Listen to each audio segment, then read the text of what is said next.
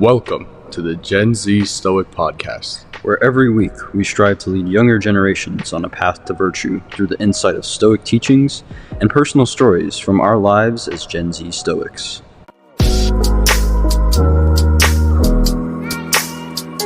Like I experience an event, and I'm also kind of at the point where I've read letters from a Stoic enough, where I'll have like some event happen to me on my day-to-day life. I'm like, oh, this letter relates to that. Let me read it again as a reminder. I don't know if you've gotten to that point, but I kind of have. I haven't reread Meditations in a long time. I haven't reread, actually gone back and looked for it. I also don't have my copy with me. It's still back in LA, but even when I had it, I wasn't really going back and rereading it because I kind of knew everything that was in. I would just go back if I needed to find a specific quote that I really needed to get word for word, but kind of the same way. Everything, it's kind of just ingrained now. It's kind of just habit, lifestyle at this point. It's not really anything new, but yeah, I'm kind of with you on that. I'm kind of interested though, in picking up some Viktor Frankl. I think I will do that very soon in the future. I need to get some books. I have a couple books that I have to read first, but then Frankl is definitely on my list after we've been talking about him. Yeah, no, it's I went and got lunch with that guy I told you about, who kind of introduced me to Viktor Frankl before I even knew what Stoicism was. And I was just reflecting on this. I read Viktor Frankl before I even knew what Stoicism was, and I didn't even connect the dots between, man's search for meaning and Stoic texts until I was literally just on Google, and then he was on a list of Stoic philosophers, and I was like, oh, that's interesting, because he's not even a philosopher; he's a psychotherapist, and he really started CBT. So he's a very influential guy, and it's one of those books. I know it was Giovanni or somebody who we were talking about that book with, and it's one of those things where it's a really, really rough start, but you kind of have to get to the dark experiences to get to the really, I think, groundbreaking teachings that he introduces. And it's also interesting, right? I was also thinking about this, right? That was the kind of new wave of psychotherapy and philosophy. You had Ralph Waldo Emerson, and you had a lot of those people, and we have Ryan Holiday now, and we have kind of transitioned to where philosophers, in a sense, have been digitized. They become influencers, right? Because instead of these people with the long locks of hair and they look like George Washington and all of that, and they're sitting in their study writing, we have Ryan Holiday, who wears Metallica t-shirts and AC/DC t-shirts, and that's our Stoic philosopher of the new age. So it's his story every single day on Instagram.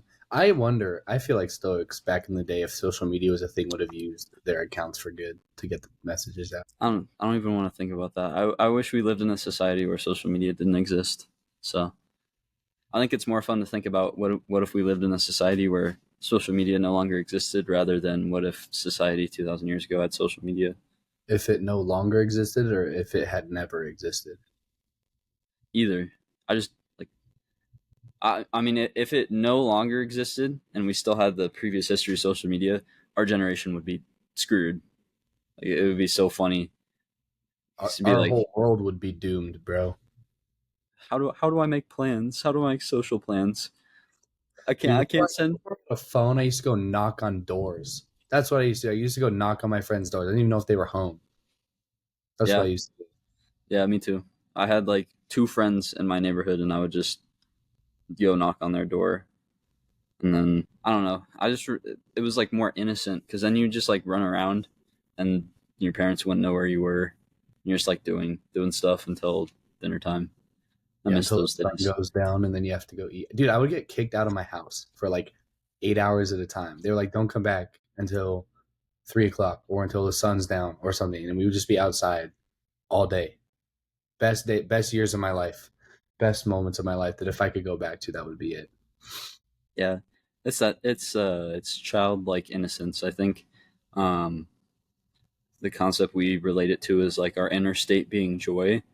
And I think phones and technology and social media they're so artificial to the human experience, because they're tools that we built that aren't kind of inherent in humanity. And once you're introduced to those things, you kind of lose that sense. You lose just like natural state because you are surrounded by things that are unnatural, unnatural for the human brain, even. It's just disruptive.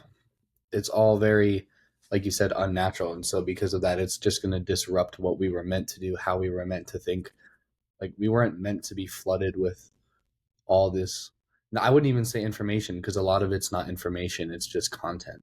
We weren't meant Yeah. to be flooded with a bunch of stimulants at once. It's super cool to have the ability to, have all this information when we need it and be able to do that. But there's so many cons that come with it as well that we also just weren't meant to experience or feel. And it's like changing the structure of our brains. And now we're just different. We think different. We react different. Yeah, and it's all about choice. Like we live always as humanity have lived in a society of choice. It's just choices are more omnipresent now because you always have your phone next to you, and so you always have the choice of like, am I going to consume this podcast episode with the Hawk Tuah girl, or am I going to consume this podcast that talks about like history or something where I can learn from it? It's constant choice, and it's usually the choice boils down to entertainment or purpose, which is essentially what we founded this podcast on, is determining that living purposefully and seeking meaning is much more fulfilling and better for society than seeking entertainment and pleasure. Those two don't have to be mutually exclusive, right? You can live a purposeful life and still enjoy the pleasures that you want to partake in, but choosing one more so over the other is paramount, I think, to our generation, to society as a whole, especially because you look at like news events and then the choice is entertainment or purpose, and that boils down to truth or like conspiracy theories to get clicks and views, right? We had an event happen yesterday that's an example of that we're not going to talk about because we want to remain an apolitical podcast, but that's just another example of that. So it's very interesting to draw those parallels, right? Where essentially it does boil down to that pleasure versus purpose. And I think there's a lot of people higher up, not to sound too conspiracy theorists, but there's a lot of people higher up who are successful, right? Who are like CEOs who have made that choice, who are then peddling content and information and sources of things that are distractions, so that they're like, oh, I can reap all the benefits that I've found in life, and I'll just keep these people down here a tier below by distracting them with meaningless things. Because why not, right? I think there's a lot of us who could say, even if we're good people, right? If we're sitting there and we're a CEO of a company or very wealthy, and we're faced with the choice of like, do we share our knowledge and potentially risk losing part of our market share or part of our profit or anything? Or do we sit there and say, well, we can maximize our profits if we keep everybody else down?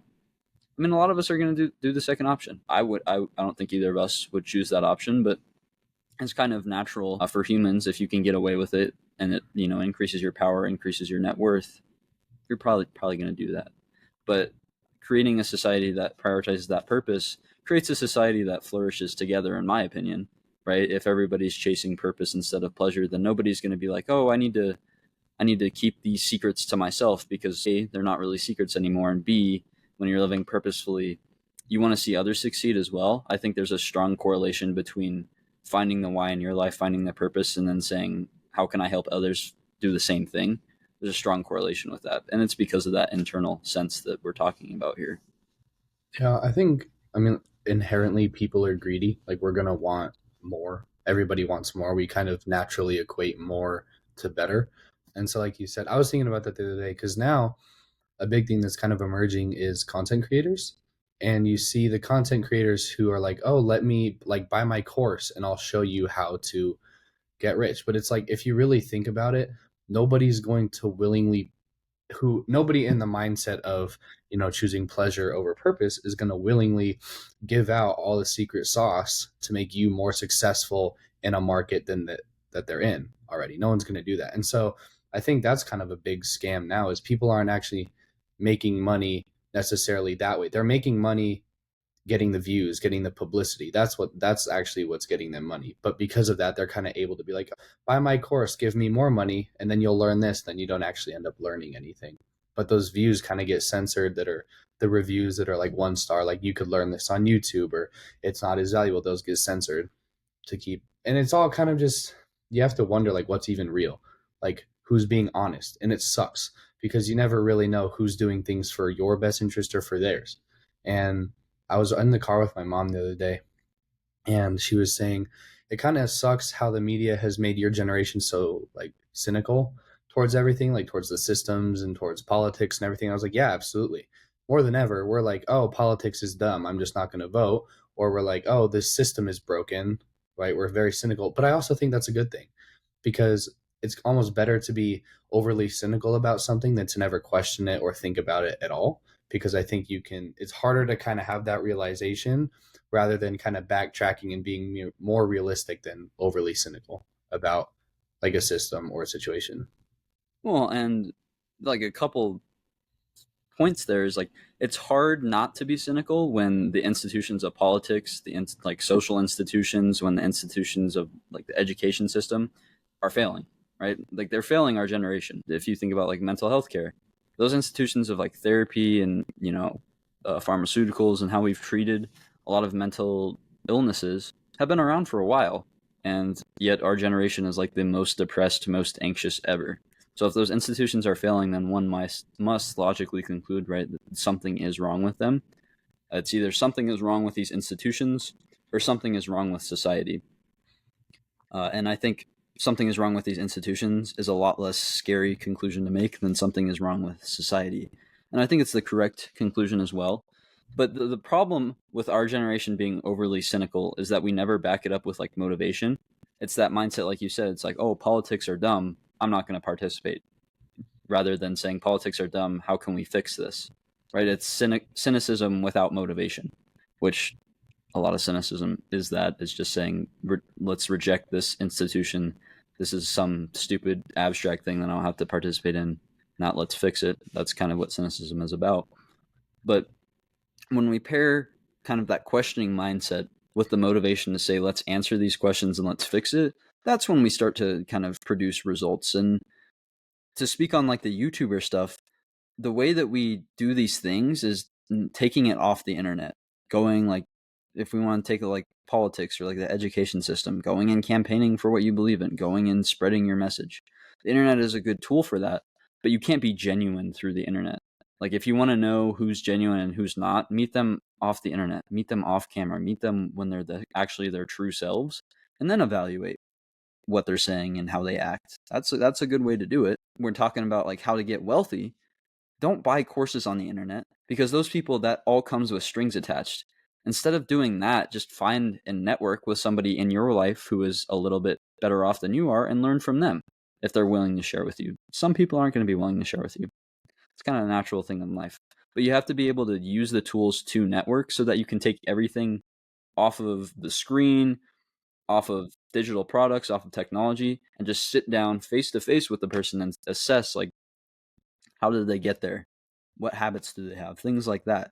Because like there are courses out there that can teach you those things, but would you rather just read it off a computer screen or watch a video on it, or would you rather have the real life example staring you in the face? Because the real life example staring you in the face not only is more genuine, but it's more of a pressure to say like, get your ass going, like let's go. Because you sit on the internet, you sit on the screen, you can just go like, oh, I'm gonna close the screen, and then you go, you know, get on the hub or something, and you just do unproductive things, right? Like you close your screen, and you're like, wow, that was really inspirational. Doom scroll, like degeneracy, things like that. And so you have like this one good piece of information in the back of your head, but it's influencing you while you do terrible things. If you're having this conversation with this person who's right in front of you, you're like, wow, I can see the results right here in front of me. I can touch the results. Like, I should do this. And it's a more pressing motivation. Now, the ultimate strategy is to just be motivated yourself instead of seeking out external motivation. While Stoic concept there is just building up that internal motivation. And I don't think internal motivation isn't going to result in a concrete form from the internet, from the media. It's the only way that you get concrete forms of motivation is if it's generated from inside of you. Same thing with like happiness, right? If you think you're happy, but you're looking for examples of how to be happy, you're looking for things that make you happy, you're looking for experiences that generate the feeling of happiness, that's never concrete because it's always fleeting, because those circumstances, those people, those examples can always change. And all of a sudden you're like, oh, now I don't know how to feel. If you just tell yourself, I should feel happy, that's how humans generally feel. I'm not going to place this condition upon my happiness. Boom, everything changes. Same thing with your success, right? And motivation, you can insert any word into there, and if it's generated within yourself, it's a concrete example of that, because the only person who controls whether it leaves is you. If you place external conditions on happiness, on success, on motivation, on wealth, then it's going to disappear sooner rather than later, because it's going to be generated and it's going to not. That's just the general state of life. So counteracting that is just generating everything within yourself. That's the biggest thing I think we can transmit to our audience, is like our podcast. Generally, I think it's great. I think we say great things, and it's going to be exciting for our audience to see us be successful. But take yourself off of the podcast, take yourself off the internet, and just go generate the motivation yourself. Seek out some solitude, find it in yourself, and go and execute on it. Simple. It's a 3-step plan. No courses needed, no BS, no paying money. Just 3-step plan, right? Solitude, find yourself, execute. Boom, done. The thing that's tough too is when you see all these courses and stuff, they're like, you'll make your first 10K in a month and it'll be easy. But it's not actually easy. Even side hustles, it's not a quick little side hustle. Like, it might be quick, but it takes work. It takes a lot of hard work. And that's something that we're kind of just opposed to. Now, we want something easy that we can do 3 clicks and we don't have to think about, and then instantly, boom, we have money. But the reality is, the reason, most people aren't doing all these side hustles, you don't see a lot of people doing side hustles and making money quickly, is because it's not easy. It takes work. You have to fail. I mean, that's the biggest thing. There's a mentor that I have in my life at the moment who's kind of helping me work my way through the world of business, and I like, dude, it's tough. It is hard. You have to fail so many times before you can succeed. So many times. Like, that's why people stop. They'll start a month or two and they'll stop because they just keep failing and they're like, "Oh, this isn't working."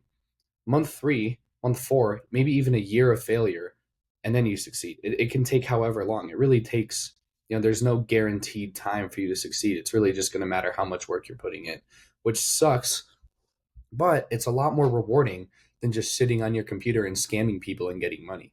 I mean, when you go to bed at night, if you're a scammer and you're like, "Oh, buy my course," and it's just garbage, how can you go to bed at night knowing that you've scammed people for their money just so you can buy like a car? I mean, it's not morally correct at all. And that's the thing about Stoics, is they wouldn't give up their morals just for gain. It's tempting, and we make excuses like this all the time. We're like, "Oh, just one time, one more time, it won't be that bad." But you become what you do consistently. Those are the things that define you. Your habits and the things you do consistently are the things that define you. So if you're consistently making excuses, if you're consistently taking shortcuts, then you're a slacker. You become lazy. You become undisciplined. And that's what you were saying. The way to succeed is to have motivation that's kind of internal. And at that point, it's not motivation, it's just discipline, because you know what your reason is, what your purpose is, what your goal is, whatever you want to call it. But you have to figure that out first. And it has to be personal. It can't just be a goal that you want to kind of add to yourself. It has to become who you are. Like, you have to morph yourself into the person who would get the results that you want. It's not just a characteristic that you can add. It's not a course that you can buy. It's not something that you can pay for. It's internal, and that's hard. And people don't like things when they get difficult. People hate that now.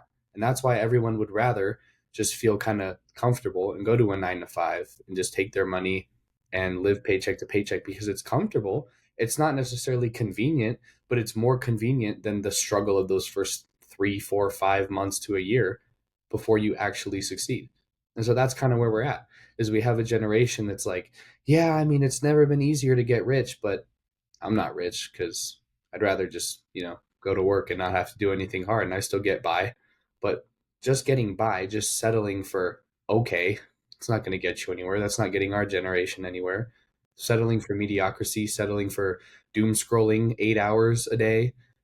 First thing you do, you wake up, you get on your phone, consume. Last thing you do before you go to bed, you're consuming until you fall asleep. Is that really who we are? Is that really who we want to be? It's kind of sad. I mean, we've developed these lives that are completely separate from reality. Our lives now exist online, and as soon as we close the laptop, we don't even know what to do. We just go and eat food and jerk off and then go back on the computer. And then we just live this life that's a complete lie. But because it requires zero thinking, and it's so easy to just sit down in your bed or your chair and just scroll, or be, be entertained or whatnot. That's why we do it. And so we'll never escape this endless cycle unless something really bad or really intense happens to you in your life that forces you to. That's the big thing, is something will have to happen to you in order for you to kind of have an awakening moment and realize, okay, I actually have to get up and do stuff. I can't just sit on my phone 5 hours a day as soon as I wake up, go to work for 5, 6 hours, make minimum wage, come home, spend it all on clothes and a gaming console, and then just repeat. There's more to life than that. But Yeah, and it speaks to me. All of our guests have had that moment, right? Like one of our first questions that we ask every single guest is, when was the moment where like your mindset shifted? It doesn't necessarily have to be Stoicism, but every single person that's like in their 30s, in their 40s, they had some terrible life event happen, whether it was divorce or attempted suicide or something like that, and they're like, it finally clicked for me then. And I think our generation, there's a lot of divide. We talk about division all the time. A division that I don't think is talked about in our generation is part of our generation has realized that the 9 to 5 sucks and that there's more to life than just being secure. And then there's part of our generation that says the people and the role models who have influenced that are bad and who have called out the institutions are bad. And so you have people who are kind of anti-establishment, anti-system, because they're like, we can work outside of the system and we can make a good living doing it and we can feel fulfilled doing it. And because people are so comfortable with the idea that these institutions are going to be there for them, so they can work that 9 to 5, get a decent sized house and never have to worry about anything and avoid, the stress of having to push yourself. They're like, oh, you guys are crazy. And there's kind of a divide there. I don't think it's necessarily as bad of a divide as many others in society.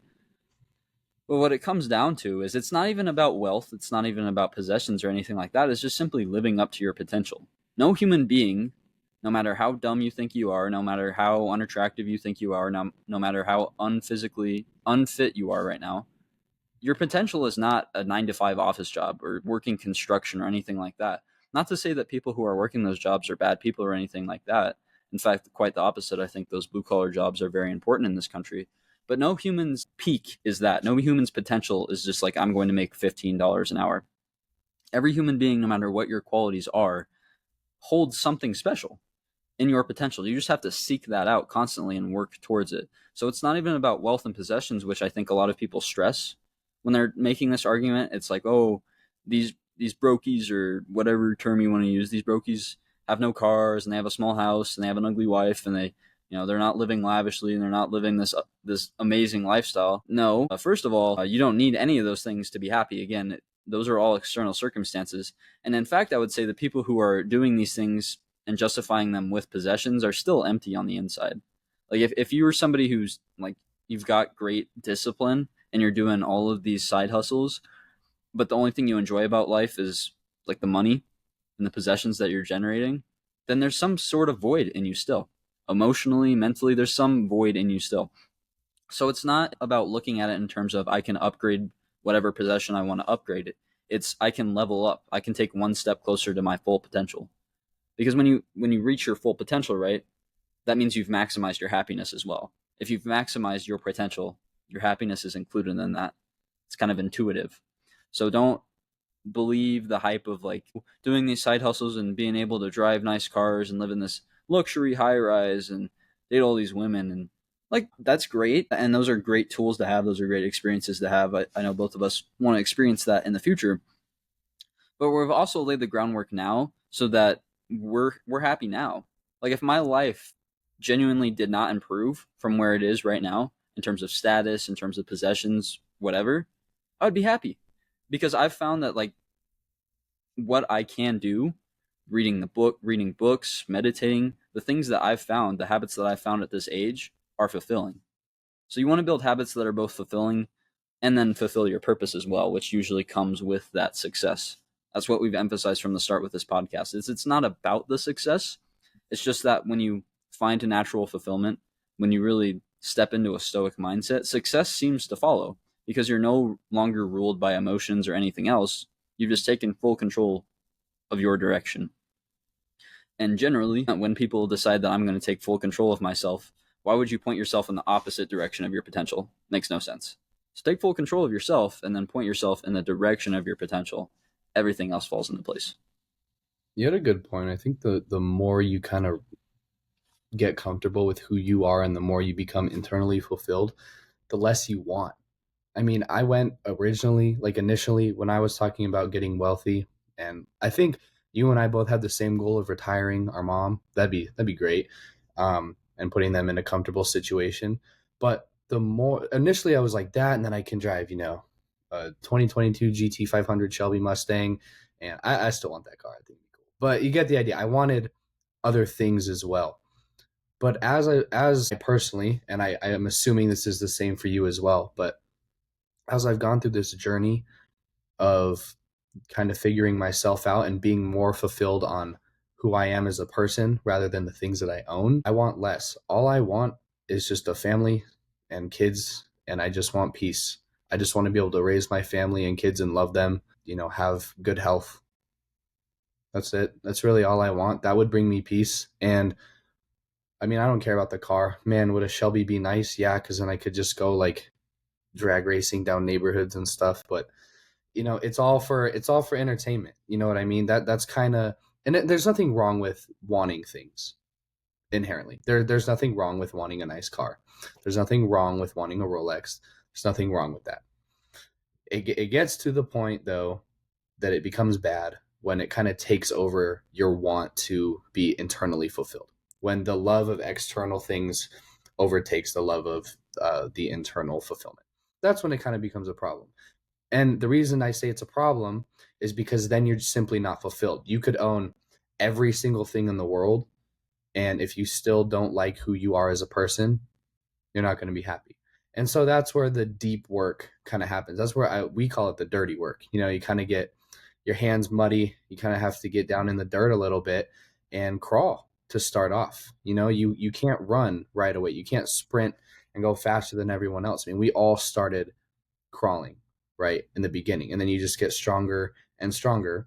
Things don't get easier, but you get stronger. You learn, you adapt, you find what works for you. I think the sad thing now is how our generation doesn't care about family much anymore. People I hear a lot, and you see it on social media. They're like, "Yeah, I mean, I'd rather own a nice car. Honestly, like I'd rather just be rich and alone with no family than be poor with a loving family." And that's sad. It really is, because family is kind of the one thing that I believe is keeping everyone together if it works. If it's a healthy family, that's what keeps people together. That's what keeps people happy. And that love for other people is what is kind of the foundation of everything, is just love. And now we love possessions more than we love the people around us.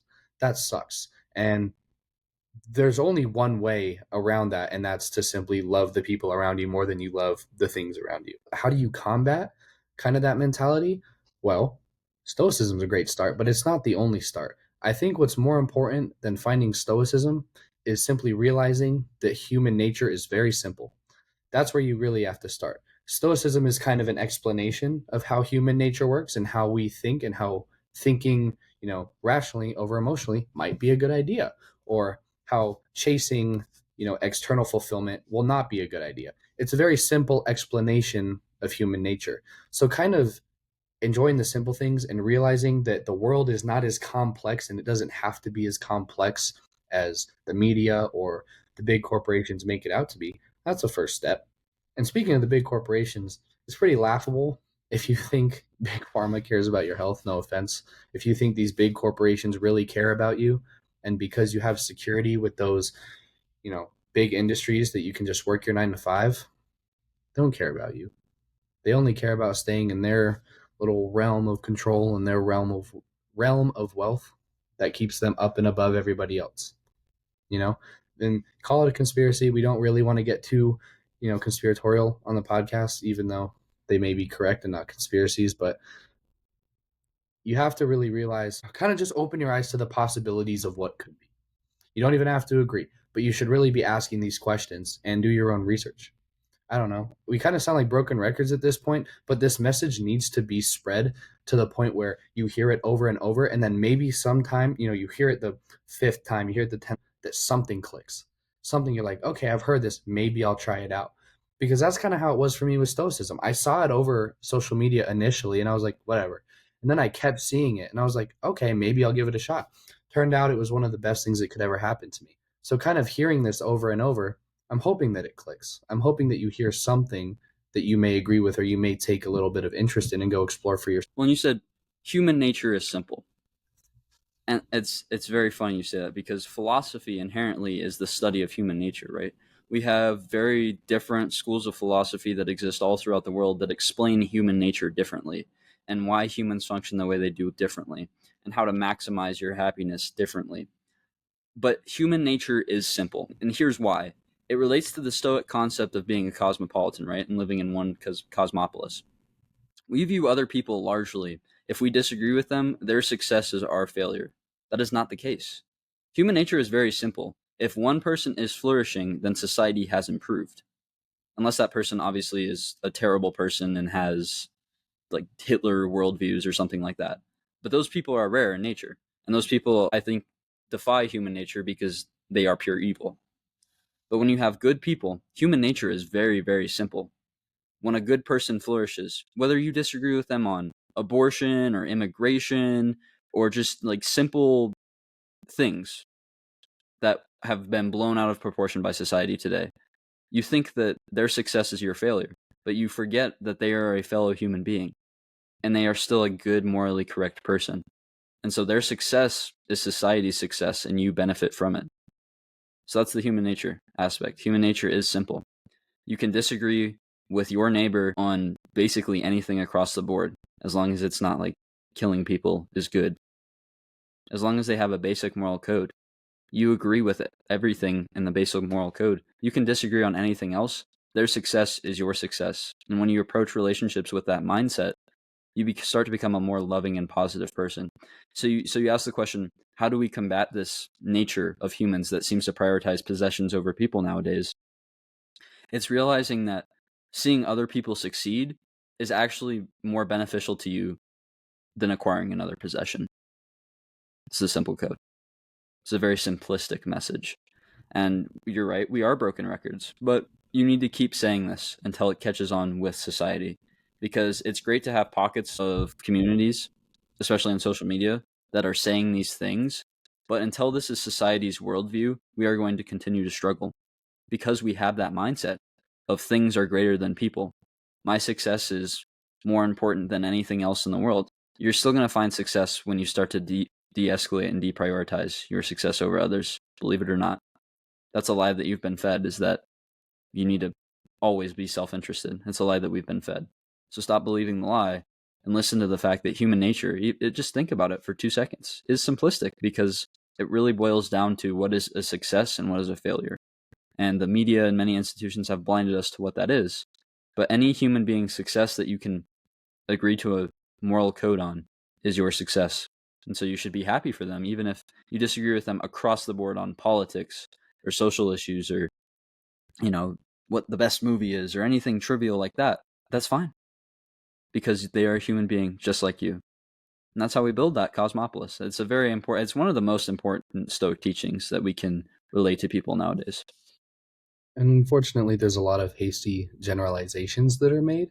So, for example, for instance, if someone were to say, if you voted for someone who did XYZ, that makes you, I don't know, racist or something, right? But you're not racist. But because they're kind of nitpicking one thing that one person did one time, that immediately makes you all of these things. We kind of have to take the opposite approach. Whereas you look at things holistically and then you kind of pick bits and pieces out that you agree with more so. And I think especially now, that's why we're very divided, and that's why we're having trouble forming this cosmopolis that you were talking of. And what's tough is I know that I have friends who are, and I hate using this example, but it's the easiest to understand, is I have friends that are Democrat, I have friends that are Republican. I know that inherently all of them have the same morals. Okay. Let's use the issue of guns, for example. Both of my friends don't want people to die. Okay. Same value. They believe that people should get to live safely, but they may go about it in different ways. One side might say, for that, we should ban guns. For one side, they should say, we need more mental health help so that the guns don't get into the hands of the wrong people. So it's not that we're disagreeing morally. As a matter of fact, most people, even extremists on opposite sides, actually have very similar, if not the same, personal values. But the way they go about things and think about things are different. But if we don't stop to recognize that, we're going to continue to point fingers and say, you're a fascist, you're a terrible person, or I don't know, you're a communist, you're socialist, whatever. Doesn't matter. We can call each other names. We can point fingers. It's not going to get us anywhere, though. I mean, take, for example, what happened yesterday. Okay. And I know we're not going to talk about it in depth. But after someone attempted to assassinate the former president of the United States, you had two reactions on both of the extremist sides. You had one side saying, see, the radical left is back at it again. And then you had people saying, they should have hit him. I can't believe they missed. No matter what you think, that's the real issue, is the division. Because usually, and my mom and grandma were telling me this, is when things that used to happen in our country that were just objectively bad, it was almost a point of unity for everybody. Take, for example, 9/11. When 9/11 happened, our entire country came together and said, we're American today, for the most part, right? But now you look at it today, a former president of the United States almost dies, and people are just even more divided, taking sides, saying, see, I was right. See, I told you so. That's the issue. We're not even attempting to be a cosmopolis anymore. One side has to take all, unfortunately. And now for those of you who are like us, who try to pick out the pieces from each side, whether it's politics, whether it's morals, whether it's soccer teams, whether it's, whatever, who try to pick out the bits and pieces they like and form their own opinions, keep it up. That's what we need. We need more critical thinking, and we also need people to rationally and calmly have discussions with people who don't agree with them to make progress. That is what we need. What we do not need is emotional reactions, things that are unhelpful, provoking violence or wishing death or being evil or saying, see, I told you so, and pointing fingers and having to be right all the time. Being wrong sucks. It totally sucks. But it's a part of life, just like failure is a part of life. We can never succeed all the time, just as we can never be right all the time. We sort of have to start accepting that these punches to the face are good for us.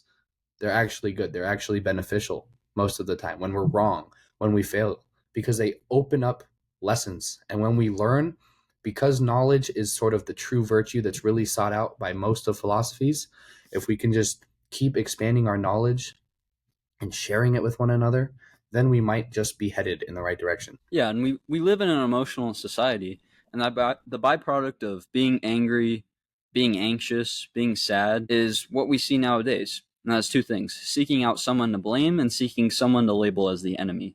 And any event that transpires in the Western world today, not even the Western world, also anywhere in the world really, we see that. Whether it was the very, very serious nature of yesterday's shooting, or even like sports teams, to use an example, right? We have the Euros going on. Spain and England are playing as we are recording this podcast, which I'm surprising myself with my soccer knowledge, actually, because I'm not in soccer. But people from, whoever wins that match, whoever loses that match is going to blame what? The refs. They're going to blame the other side. They're going to find enemies on the other side. So something as trivial as sports, all the way to something as serious as politics and violence and things of those nature, instead of just saying this is bad or accepting the results for what they are, we seek to blame and we seek to find an enemy. And those are both products of being emotional. If you are not emotional and you're rational about the situation, then you realize, all right, my team lost. Okay, A, it's just a game. B, it is what it is. We'll move forward. There's always next year. Whatever rational argument you want to make that comes to a cool, calm, and collected place. But people don't want to do that anymore because it's uncomfortable to accept the results of something. If it doesn't match up with what you want, then you think that we live in this instant gratification society. So if the result doesn't match what you think it should, there's no reason not to complain. Somebody did you wrong. Somebody changed the result from what it should be.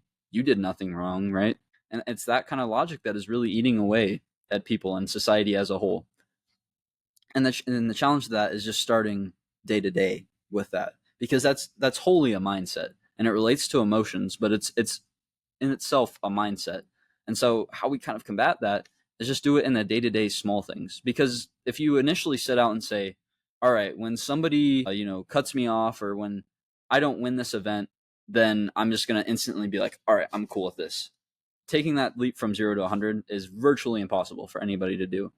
But having these minor inconveniences where, like, your sports team doesn't win, or somebody cuts you off in traffic, or somebody is rude to you, somebody ignores you, those are things that usually people forget about very quickly, but still in the moment they're like, oh, that person's an asshole. Never accepting responsibility. Not that even if it isn't your fault, never accepting responsibility. So combat that by taking the time to cognitively think through these things when they're very, very small, so that you can get used to it and you can get comfortable with being uncomfortable accepting these results. And then you can kind of start to scale it up. It is like a business. We talk about business all the time on this podcast. We're two very business centric people. And it's like scalability of a business. Your mindset is scalable, but you have to start very small if you want it to be successful. If you were to start a company and you're like, I'm going to launch in all 50 states and have 1,000, supply centers, distribution centers, and no chain of command whatsoever, that business is going to fall flat on its face almost instantly. So if you say, I'm going to apply this mindset to everything in my life instantly with no support whatsoever, the second you try to apply that mindset, you're like, nope, this sucks. Nope, not doing it. Nope.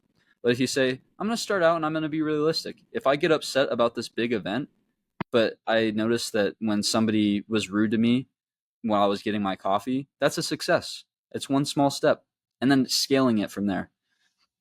So not to be too analytical, but that's just how you approach it. And that's how, that's the solution to a lot of things is just acceptance, amorphity, accepting your fate, loving your fate. You eventually come to that place, right?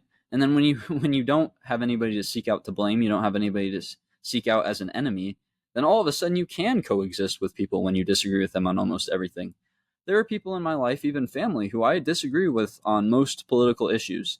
I disagree with fundamental things, even. But I don't seek out an enemy. And as much as possible, I try not to blame other people for my problems. And when you adapt that mindset, then, oh, you disagree with me? That's okay. It's beautiful that we can have two wildly different perspectives. Not, oh, you disagree with me? You suck. You're stupid. You don't know what you're talking about. Which, isn't that the rhetoric of today? The other side is the enemy. The other side is the enemy of democracy. The other side is the enemy of common sense. Just think about the rhetoric of today. How often we use the term enemy. Enemy is a serious label we give to something, and yet it's thrown around almost nonchalantly. So consider the gravity of that, and consider the gravity of you changing your mindset just simply about these two issues. And I don't have, a ton of time left, but there's a couple things I want to say, I guess, as final remarks for myself. You said acceptance. And one thing we also need to be accepting of is the people around us who are not like us. We need to be very accepting and understanding of the people around us who may not share the values that we share, or who may not share our opinions, right? Not only do we need to be accepting of the results and of life's hardships, but more importantly, we need to be accepting of our neighbors. We need to be accepting of the people who, in our eyes, we may see as lost, or as, corrupt, or who need help. And the reason is because if we turn these people away while, thinking, oh, I'm trying to better myself, so anyone who disagrees and who, opposes me, I can't let them in. That's kind of contradictory to the entire idea of improving yourself, because improving yourself is holistic. And one aspect of that is, improving the lives of others around you as well. And you're not going to do that by turning people away. It sucks to be surrounded by people who are so far gone to you, or who are so far past the point of you can't even understand why they think what they think, but they're people. They are still people, right? They are humans just like you and I. And just because they have different opinions does not make them bad. Or like you said, it does not make them your enemy. Okay. We need to stop viewing people with the opposing side as our enemy, but as someone that we want to understand better, right? We need to really truly understand these people and why they think the way they do. And if we can do that, then we can say, okay, here's what I think. Will you listen to me now? But I'm not saying you're wrong. I just want to tell you why I think. And then you build from there. So being accepting of the people around you, even if they aren't, even if they are not sharing your morals, right? You shouldn't, granted, like you said, if you had someone who had like world ideologies like Hitler did, well, maybe you should like tell someone and get that figured out. But for the most part. Even people around you who you think you could never get along with. That's the big thing. Spreading the love. That we talked about how Stoicism is a philosophy kind of founded and rooted in kindness and love. And if there's anything that could kind of fix the division, not and this I guess the spiritual division, the political division, all the division that is not only in our country but in our world, it's simply going to be accepting and loving your neighbor and starting small. Like you said, if you want to improve your mindset like a business and you want to scale it, you have to start small.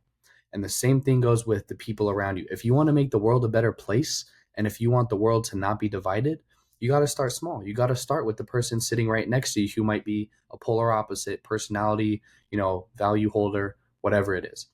It's uncomfortable, but anything worth having is not easy, right? Good things take time. Change is difficult. I could say, all these stupid things that you see on Pinterest and Twitter that white moms repost and are like, son, look at this. I saw it. It was really good. But it's, come on, guys. I mean, it's not hard. It's a very simple idea, but it's very difficult to kind of embody it, right? We can say it all the time, but if action does not follow our words, then our words are absolutely useless. So if there's one thing I could leave you with, it's start with the people around you. Start with the people that need it the most.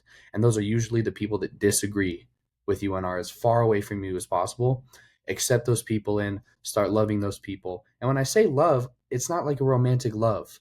It's the way that, you love your dog, the way that you have companionship for your pet or for your friend or just for another human, right? You see something nice and you get that happy feeling inside. That's the way we should be treating the other people around us to kind of close that gap and help us move forward together. And that's the only way someone would ever even listen to you in the first place. You're not going to get someone to listen to your idea by walking up to them and being like, dude, you're such a bigot. You're wrong. Let me tell you what's wrong with you right now.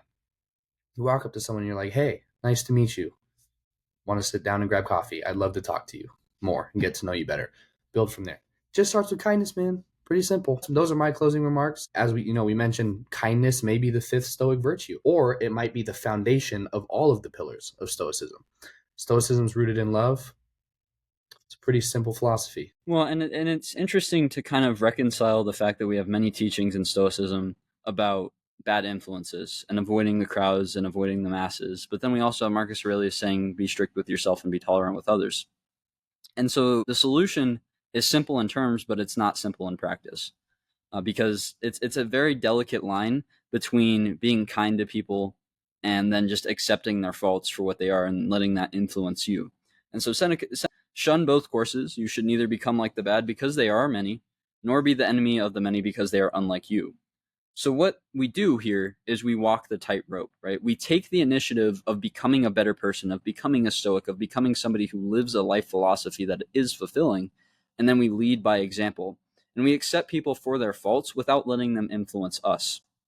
Because it's very easy to be empathetic and say, oh, somebody said something mean to you and you're really sad about it and you're crying about it. Oh, I feel bad for you. Now, for me, in the back of my head, there's the logical part of you that says, why are you upset over this? And so the course of action is not quieting that inner voice that says, why are they upset over this? It's keeping that inner voice so that you realize that you are living the more fulfilling life without feeling that you are better than that person. Because it's recalling you were once where that person was. You were once at that stage where you were emotionally immature, or you didn't have full control of your emotions, or you reacted in an emotional way. So it is not for us to judge. It is just for us to help improve. That's all we have to do. Is just help improve. And if somebody is lost and they don't want to improve, so be it. But it's about us taking the initiative. It's about taking the power out of the hands of other people and putting it in ourselves so that we are empowered. Because we're an empowered generation. And so it's natural then that Stoicism is a good tool for us to use as a generation to empower ourselves to change the systems we talked about today and kind of bridge the gap of the division that plagues us today. So it's Stoicism as a simple solution in words, but a difficult solution in practice that we are currently implementing and leading by example. And we hope to lead many more because we believe that society would be much better off with it. So with that being said, this has been this week's episode of the Gen Z Stoic Podcast. I've been your co-host, Ren. And I have been your co-host, Mateo. Thank you for listening, and we will see you all next week with a guest. Big time.